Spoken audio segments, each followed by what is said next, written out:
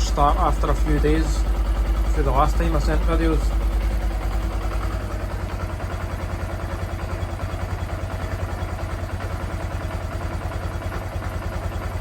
It looks pretty stable to me.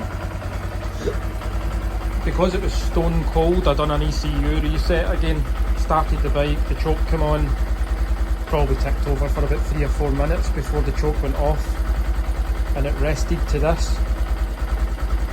So because it's the first start after a reset again, I'm going to let it sit and tick over for 10 minutes or so, let it relearn itself.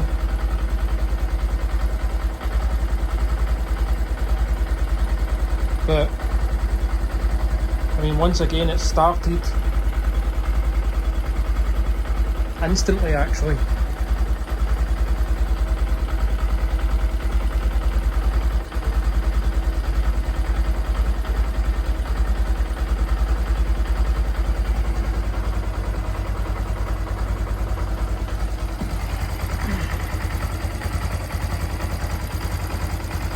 You know, when I look over this bike,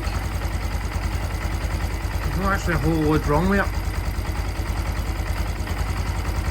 That looks clean enough for my liking. It had a replacement fork quite literally a week before the engine got yanked out. So the forks look fine. Once that's painted with a rattle can, that'll look fine. And maybe even do the exhaust. And then the only thing that does look a bit questionable is the nick that this is going to sell into, but it's just surface rust. And again, a clean of that and a spray again will get shot of that. Shock's still pretty decently coated. The rims are no the best, but they never were because of self-tyre changing. Still got my rack on it. Still get the normal tail end and the number plate on it. I mean, really? It's not that bad.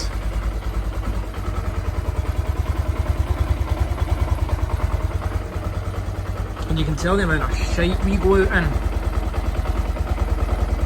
because everything's coated in this fucking muddy type shite.